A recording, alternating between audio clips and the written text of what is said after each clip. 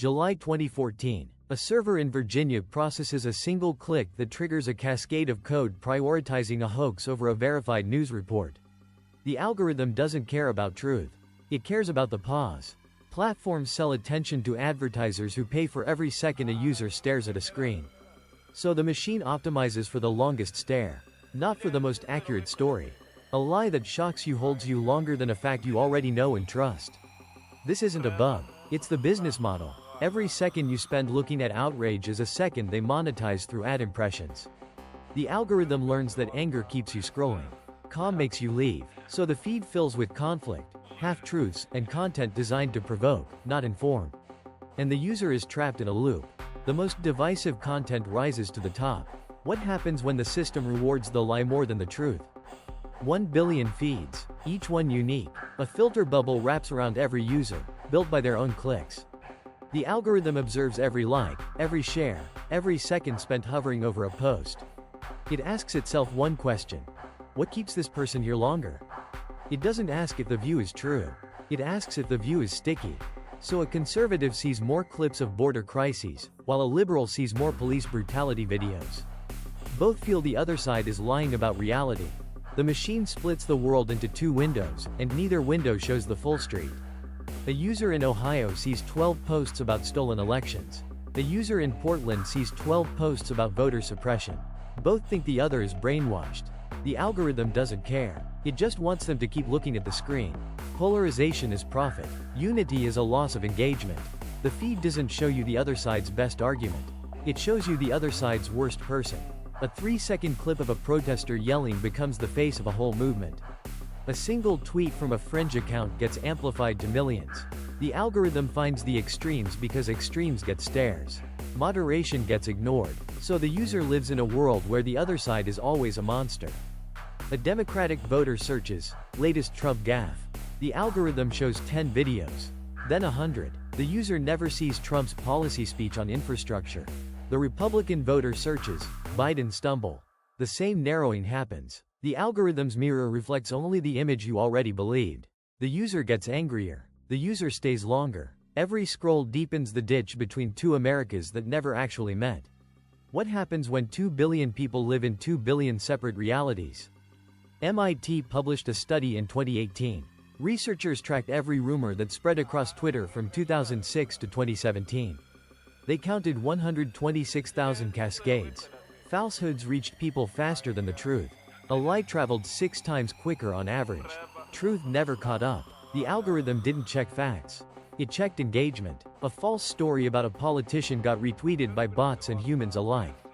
The machine amplified the lie because people clicked. One tweet claimed a celebrity died.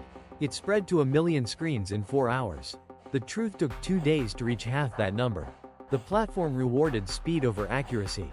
A user in Brazil saw a fake health cure. They shared it before anyone could debunk it.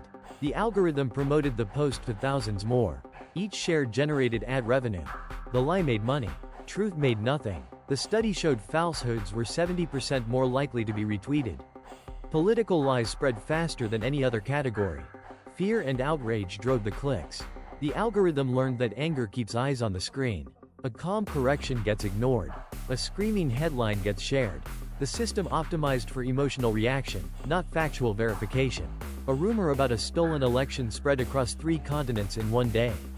The correction came a week later. By then, the belief had hardened. The platform didn't design this intentionally. It emerged from a simple metric, engagement. But the consequence is clear.